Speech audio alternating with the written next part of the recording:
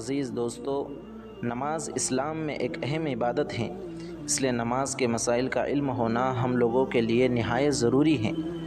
بہت سے ایسے مسائل ہیں کہ جن کے جوابات عوام کے اندر غلط طور پر مشہور ہو چکے ہیں اور وہ انہیں کو صحیح سمجھ کر اسی پر عمل کرتے ہیں۔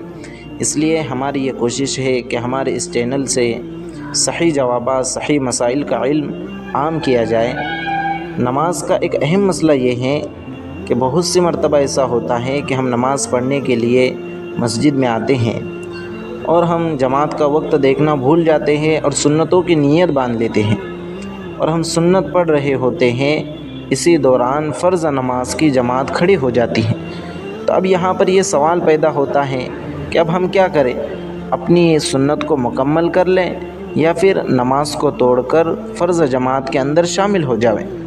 تو اس کا صحیح جواب یہ ہے کہ اگر ہم نے ایک رکعت پڑھ لی ہے، سنتوں کو شروع کر چکے ہیں، تو ہم 2 رکعتیں مکمل کر لیں، 2 رکعتوں پر سلام پھیر دیں اور پھر فرض نماز کی جماعت میں شرکت کریں۔ اور اگر ہم تیسری رکعت کے لیے بھی کھڑے ہو چکے ہیں تو ہم 4 رکعت مکمل کر لیں اور اس کے بعد پھر فرض نماز کی جماعت میں شریک ہو جائیں۔ نماز کو درمیان سے بالکل نہ توڑیں، اس لیے کہ فرمان باری تعالیٰ ہے، اللہ رب العزت کا ارشاد ہے، لا تبطلوا اعمالکم، اپنے اعمال کو باطل نہ کرو۔ اگر ہم اپنی نماز درمیان سے توڑتے ہیں تو اپنے عمل کو باطل کرنا لازم آتا ہے، جو کہ اللہ رب العزت کے حکم کی خلاف ورزی ہے۔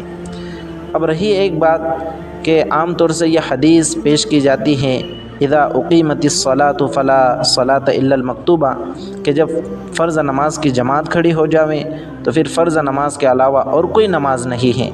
اور اس حدیث کو پیش کر کے کچھ لوگ کہتے ہیں کہ فرض نماز کی جماعت اگر کھڑی ہو جاوے تو سنتوں کو توڑ دینا چاہیے، یہ غلط ہے۔ اس حدیث کی جو تشریح اعلاء السنن کے اندر علامہ خلیل احمد سہارنپوری رحمۃ اللہ علیہ نے کی ہے، وہ یہ ہے کہ یہ حدیث عام نہیں ہے، اس حدیث کا حکم عام نہیں ہے بلکہ خاص ہے۔ کیا مطلب؟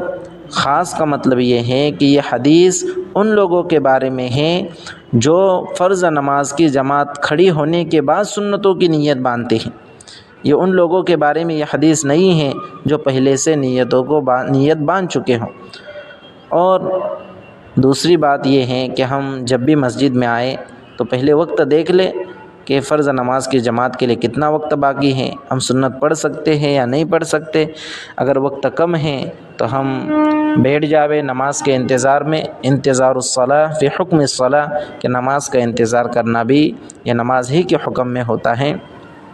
اور اگر وقت باقی ہے تو پھر پہلے سنتوں کو مکمل کر لے اطمینان کے ساتھ، پھر فرض نماز کی جماعت میں شرکت کرے۔